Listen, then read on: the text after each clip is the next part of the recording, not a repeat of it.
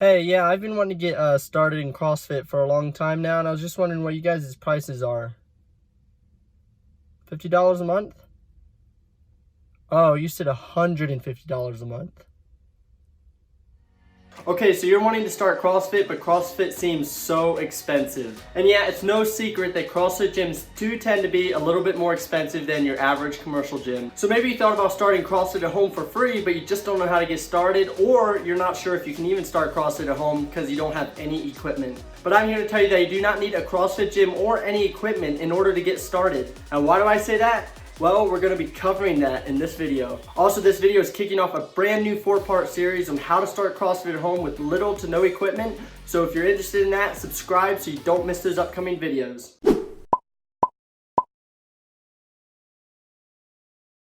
Hey, my name is Michael Groff, and the goal of my channel is to help new CrossFitters get fitter, faster, and stronger in the sport. I give practical training tips as well as review CrossFit related products and training programs. So if that's something you're interested in, consider joining the team by subscribing and hitting that notification bell. Now, if you think you have to go to a CrossFit gym in order to get started in CrossFit, I'm here to say that technically you don't have to. If you look at the definition defined by CrossFit themselves, it says CrossFit is constantly varied, functional movements executed at high intensity. So you may be thinking, well, that's all well and good, but what does that even mean? Well, constantly varied means your workouts are constantly changing on a daily and weekly basis. In fact, this is why CrossFit is so freaking effective. When you're doing CrossFit, your workouts are changing every single day and every single week. In fact, the reason a lot of people hit plateaus in their training is because they're not changing things up and they're just doing the same thing day in and day out. Next thing CrossFit is defined by is functional movements. Now, these are movements that you'd probably do every single day. There's things like squatting down to pick up something off the floor,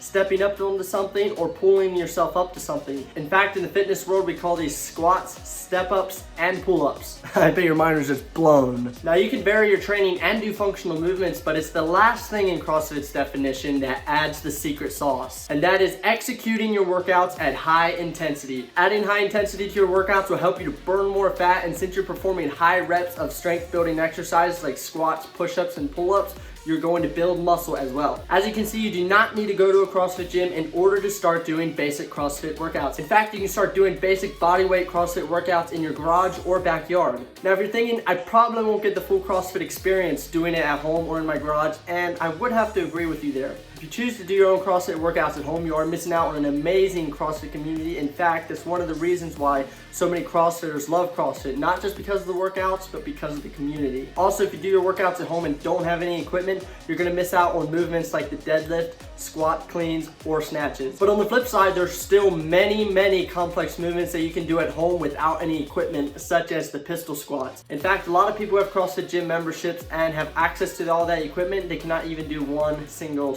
leg squat. And it's not just a single leg squat, there's a lot more complex movements you can do at home, such as the handstand push-up or the handstand wall. Okay, now you know you can do basic CrossFit workouts at home, but you may be thinking, how in the world do I know what WODs to do? And for that, all you have to do is go to the website wadwell.com. This website is completely free and you have literally thousands of WODs to choose from, and you have the ability to choose WODs based on specific movements. So if you don't have access to any equipment, you can just go to wadwell.com and choose all their WODs that have just body weight movements in them, like body weight squats, push-ups, or pull-ups. For example, a body weight WOD that is actually very popular in CrossFit gyms is a WOD called Cindy. Cindy is 100% body weight movements and consists of only pull-ups, push-ups, and squats. Now in the future, if you decide to start investing a little bit of money in buying some basic equipment, you can always start searching for WODs on wadwell.com with the equipment that you're purchasing.